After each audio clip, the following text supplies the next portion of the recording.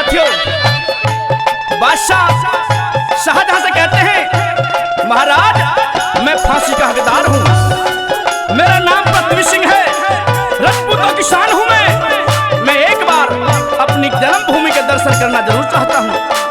आपकी इच्छा हो तो जाता हूँ। प्रेमी साथियों, ख्यालात बदल देता है, आंधी झकझोर के रख देती है पृथ्वी सिंह को। दरवाजे पर आवाज लगाते हैं, उधर घूंघटा खड़ी किरणमय हो जाती है, आरती का थाल लेकर खड़ी है सज धज कर। गुस्से में काफूर है पृथ्वी सिंह, बात नहीं करते मेरे मान वालों। और आइए मुलाकात होती है, लेकर आ रहे हैं मनोज मोर अलीगढ़ से और भाई सतपाल नादर गांव भुन्ना जाटान बुलंदशहर से।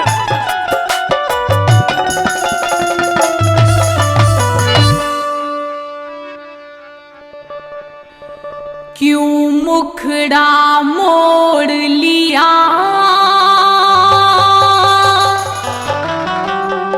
पिया के गलती मारी,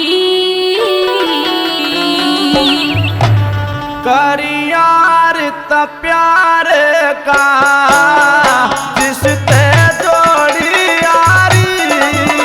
क्यों मुखड़ा मोड़ लिया, पिया के गलती मारी, करियार त प्यार का जिसते जोड़ी यारी, करियार त प्यार का जिसते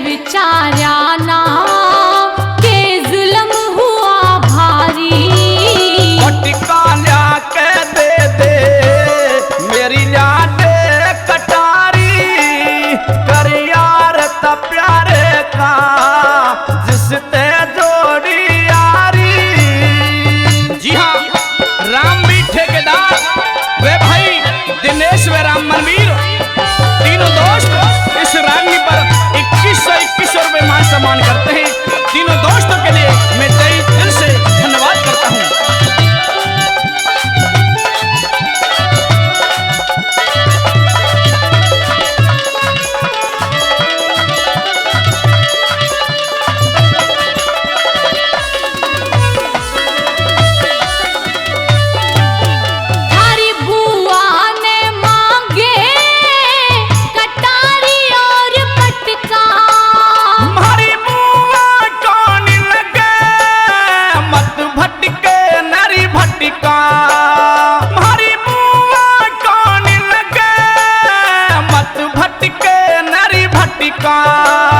सुन बात पिया थारी, लगा हृदय में झटका, कल तक तो दिल्ली में बदकार मिटे खटका, कल तक तो दिल्ली में बदकार मिटे खटका।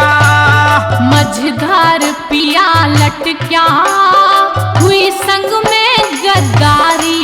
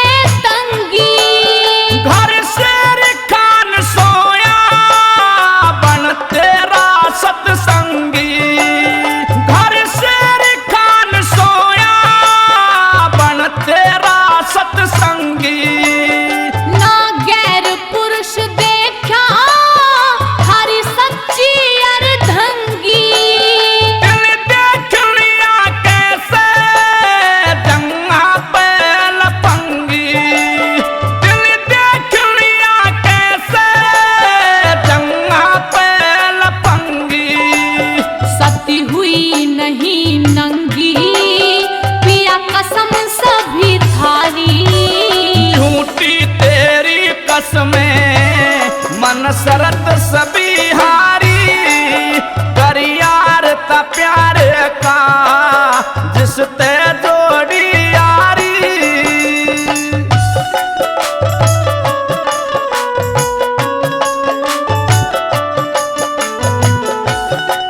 जी हाँ, श्री ओमपाल सिंह एहरोली बुलंदशहर से इस रागनी पर 2100 रुपये से मान सम्मान करते हैं और भाई वीरेंद्र सिंह प्रधान एहरोली बुलंदशहर से इस रागनी पर 1100 रुपये से मान सम्मान करते हैं। धन्यवाद।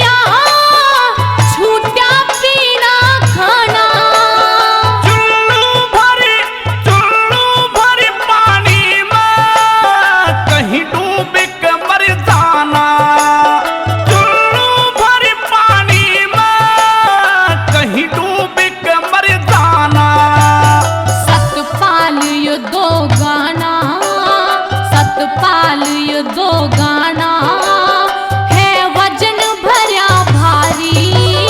गजपाल सरोरा में गाने की कला न्यारी कर यार त प्यार का जिसते जोड़ी यारी। क्यों मुखड़ा मोड़ लिया पिया के गलती मारी कर यार त प्यार